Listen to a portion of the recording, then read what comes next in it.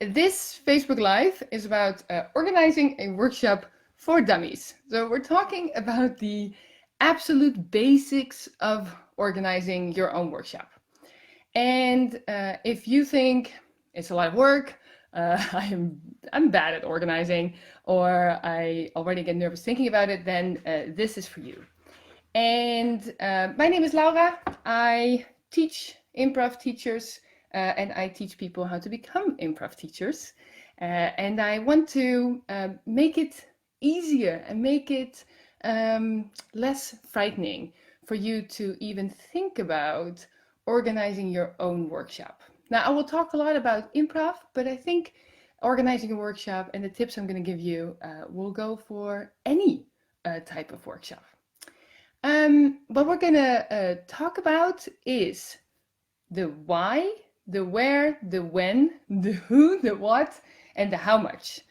And I am gonna try to keep it as simple as possible. And at the very end, I will give you quick and easy guide, basically the highlights of how to simply, easily organize your own workshop.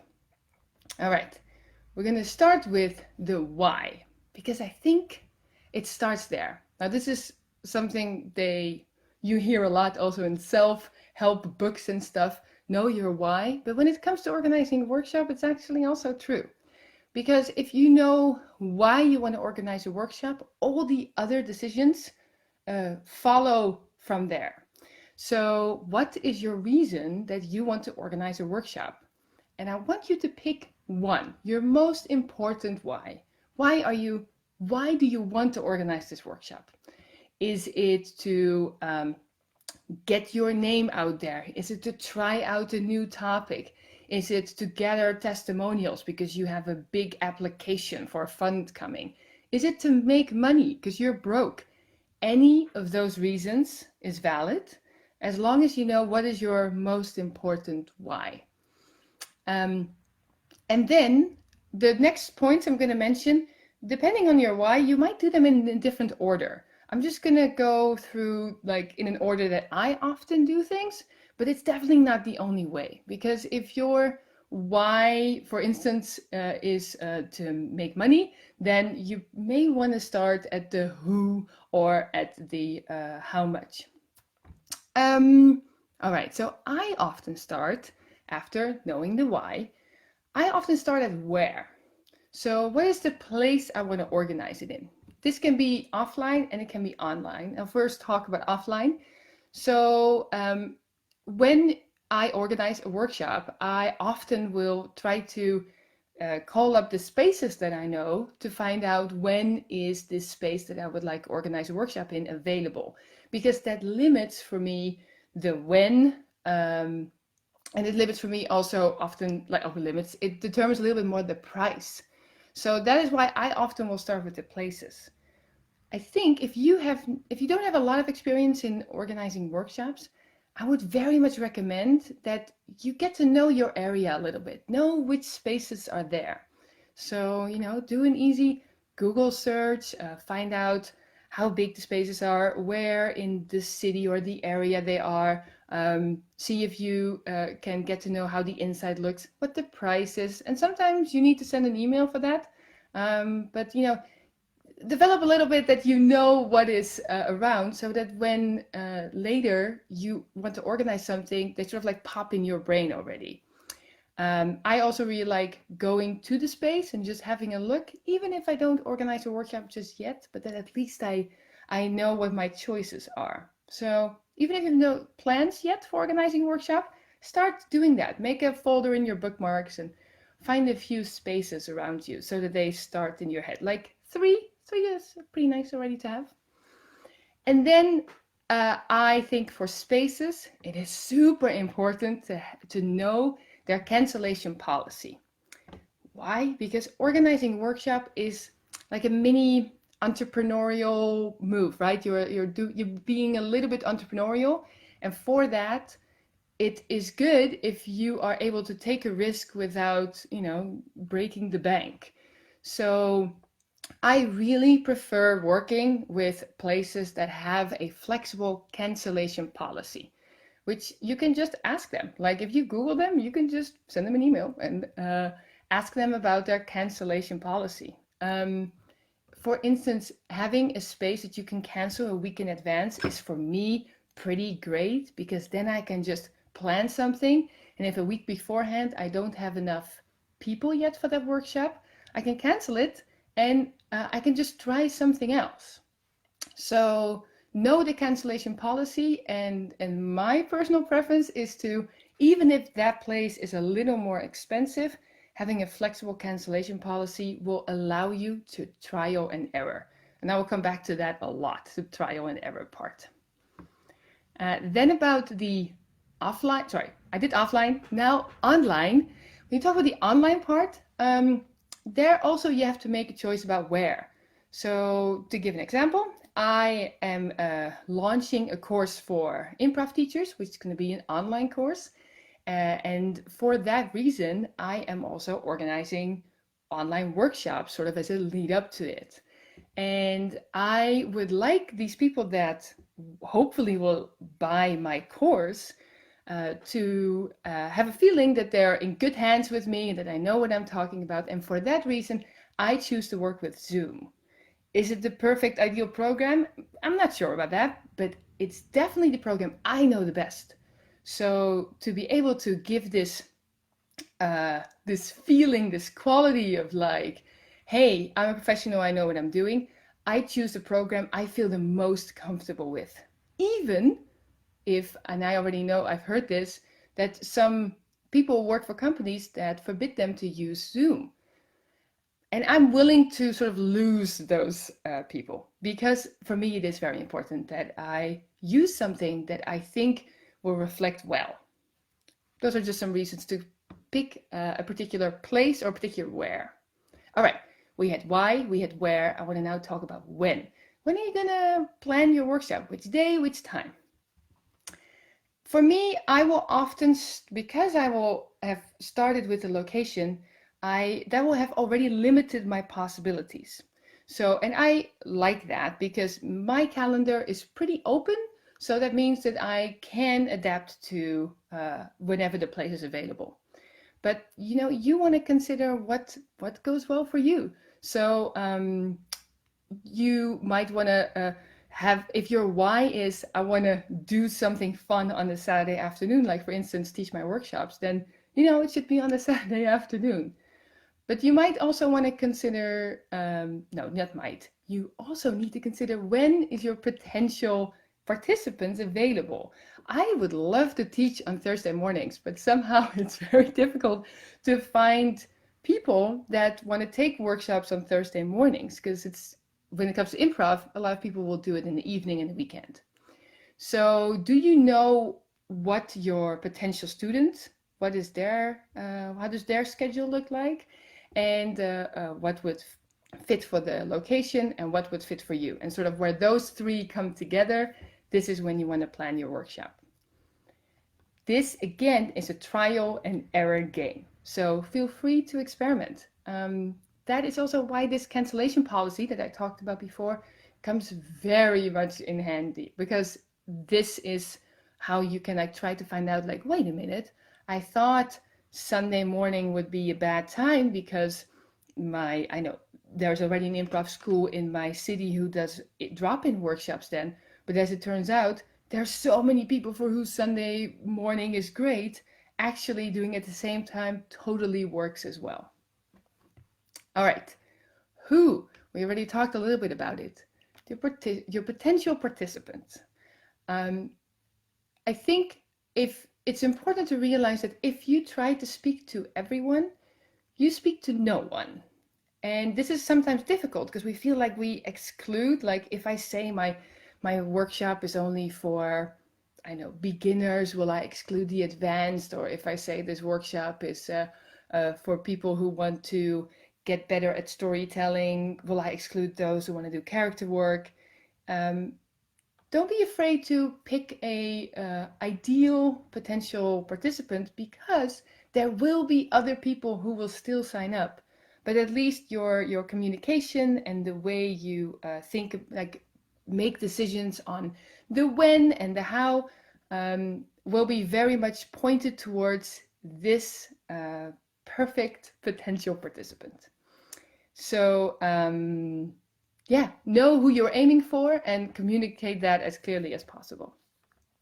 By the way, if you want to know more about how to find students, I have another live video about that. So after you've seen this one, feel free to click on over to the video part of my page, and there is a whole other live video about that one.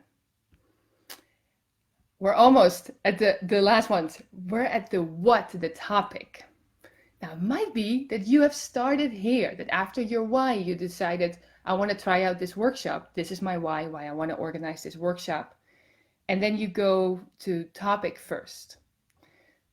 In the free workbook that I made, and some of you have already done, which is amazing, the first page talks about all the different topics that sort of like live in you. And I think that is a really good practice, because when I, for instance, have a different why than a topic related why, so let's say my aim is I want to make money, then thinking about a topic that would just really sell, or that I could sell for a higher price, it is nice if I can think of different topics like within me that I can teach, and I pick the one that I think will sell the best, or I can charge the highest price for. So to have a few topics that you can choose from is very useful if your why is not topic related.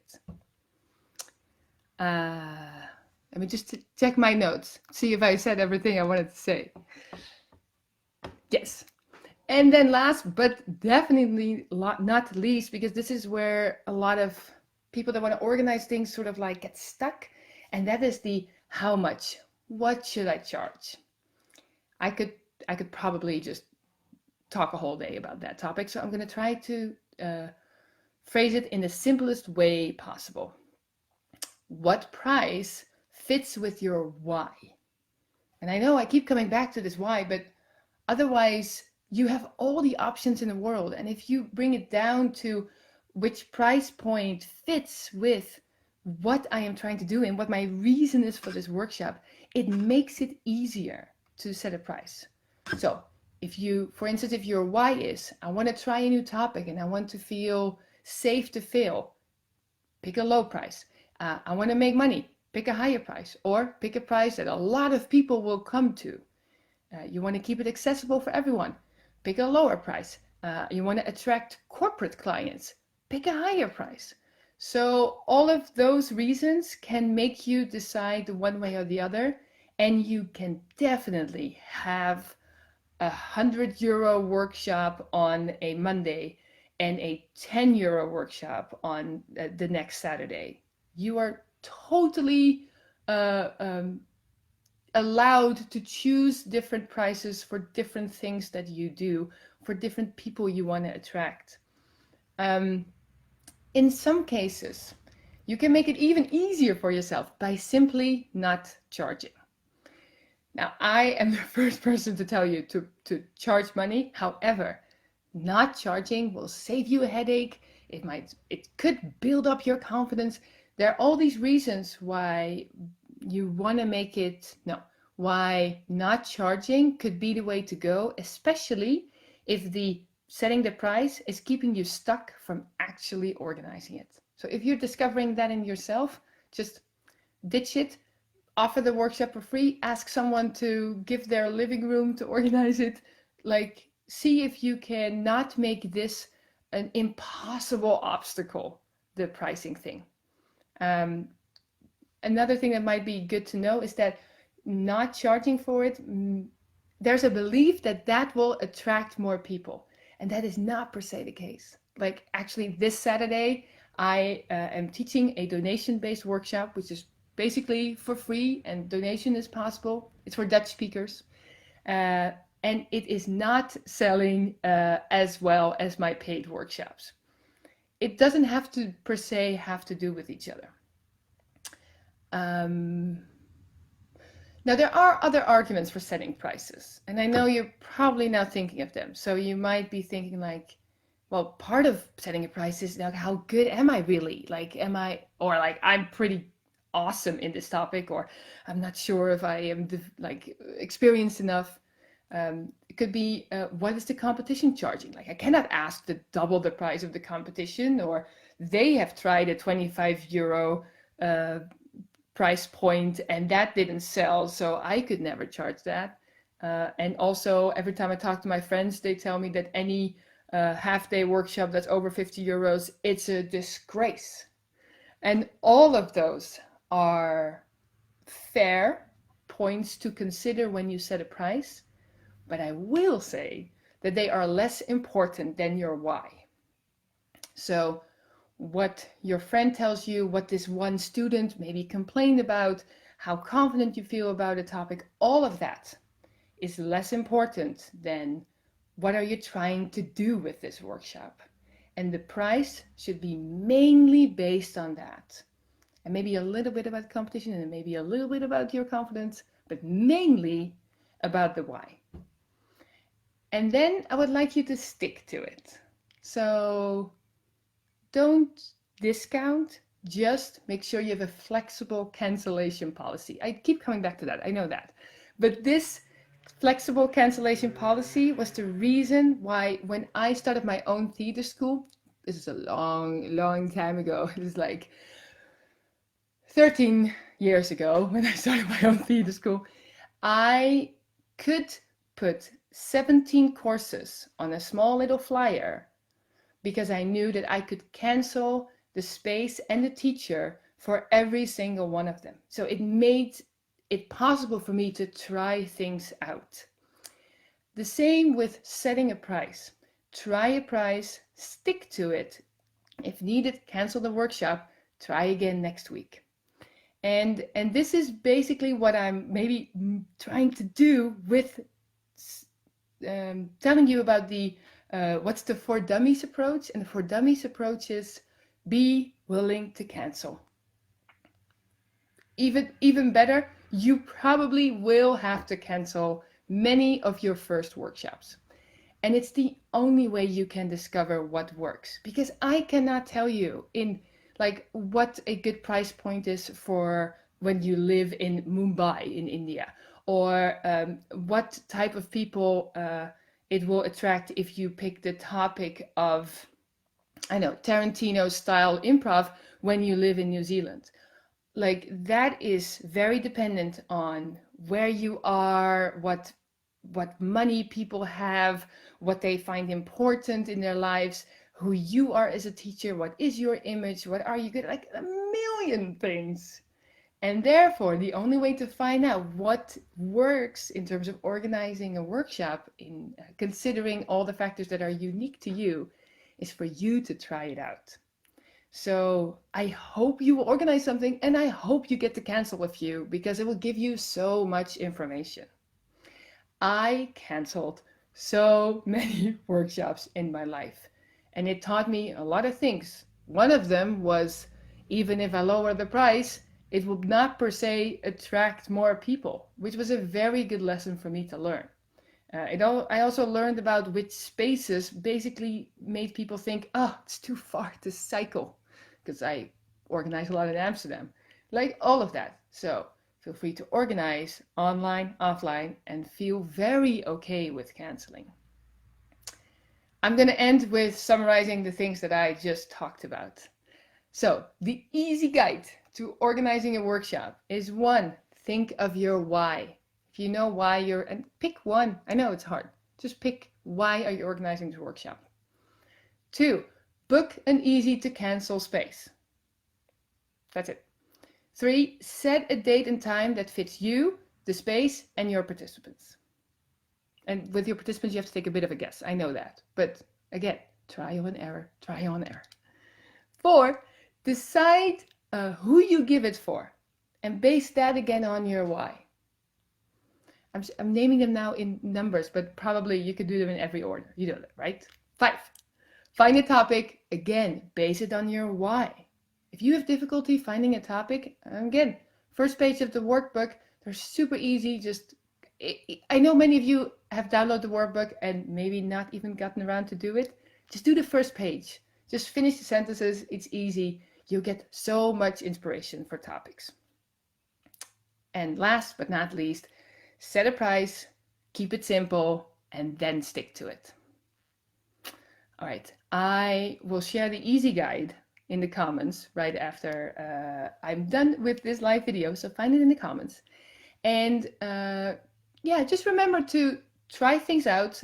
Only by doing you will learn.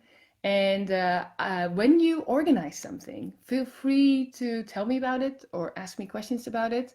And especially if you cancel, feel free to tell me, because I will send you a high five GIF. Okay? Okay, good. Ask me anything in the comments. I love hanging out. Next week at 2 p.m. I am back. If you have particular questions, feel free to send them to me for like suggestions for other Facebook Lives. And I hope to see you next week. Bye.